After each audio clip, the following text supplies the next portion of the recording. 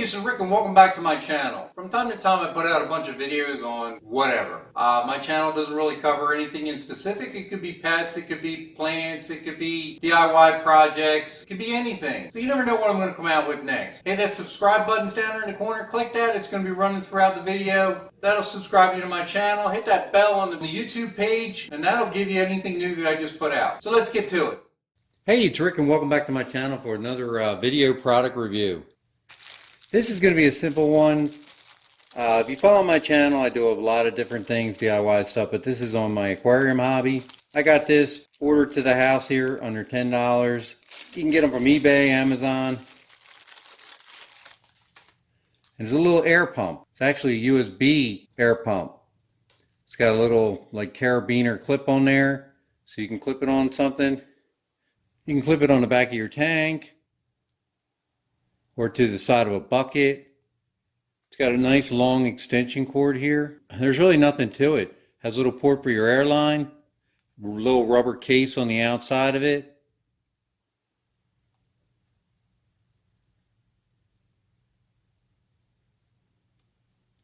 Comes with airline and an air stone.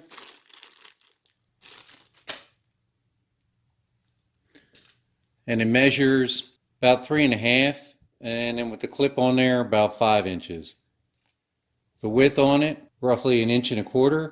That's it. There's not much to it. It came just like that. For under $10. Shipped in the US. All you got to do, if you're going to use it for your aquarium, is just get one of your cell phone adapters.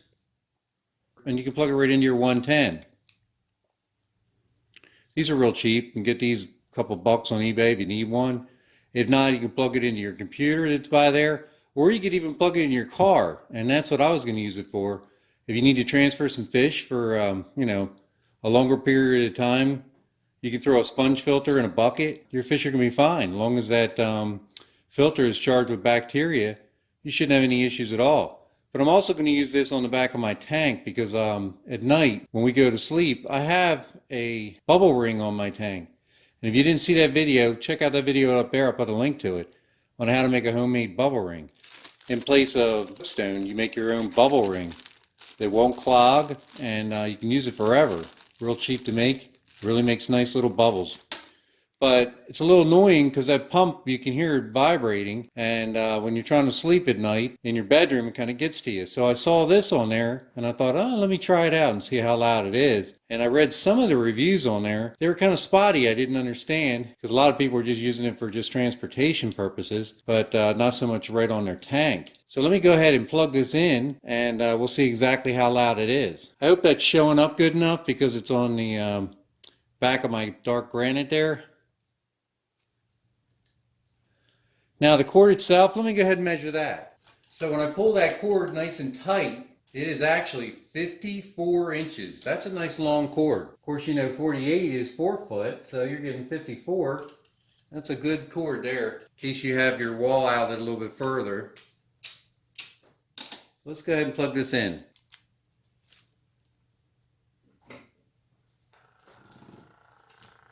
Now I'm going to be real quiet. Hear that?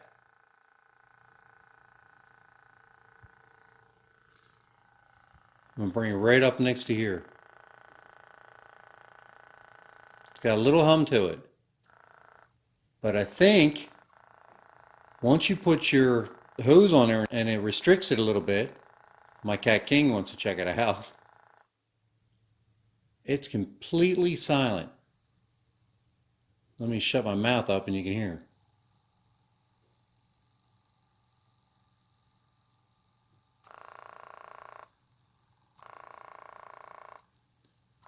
I mean, barely any sound at all.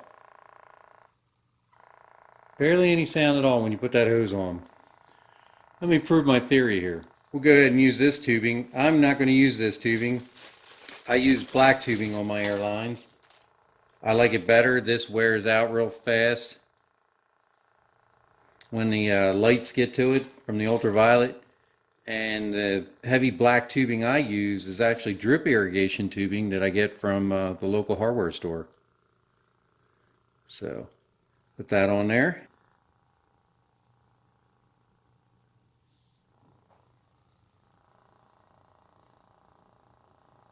Now you can barely hear that. So I think this is going to serve my purpose, being behind my tank.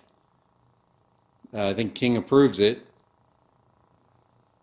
Here, just a slight hum. Sounds like one of his toys.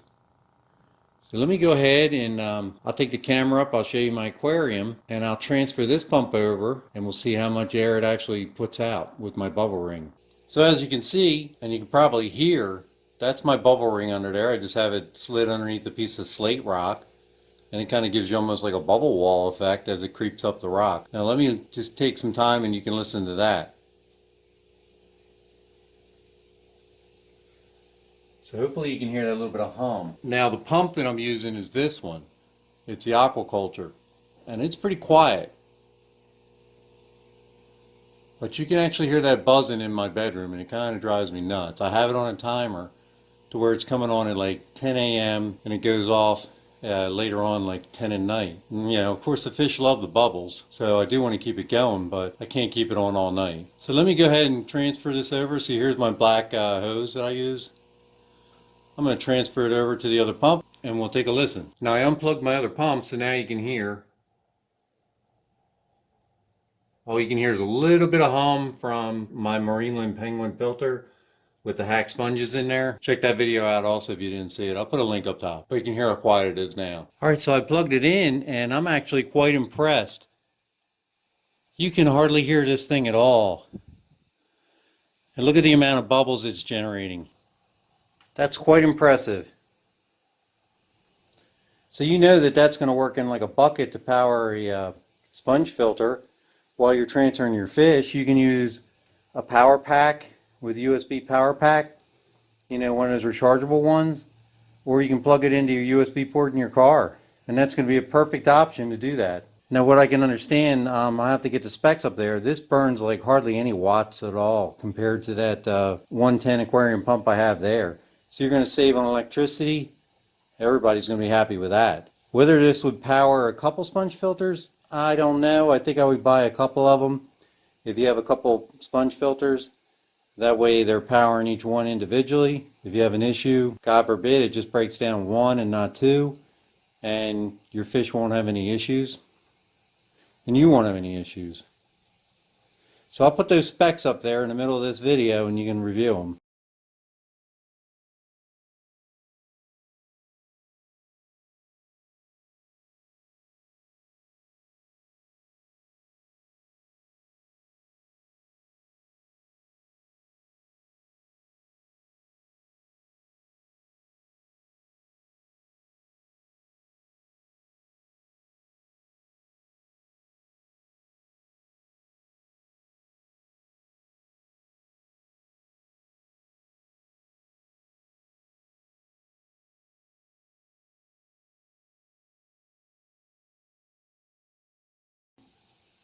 But for me, I'm pretty happy with it.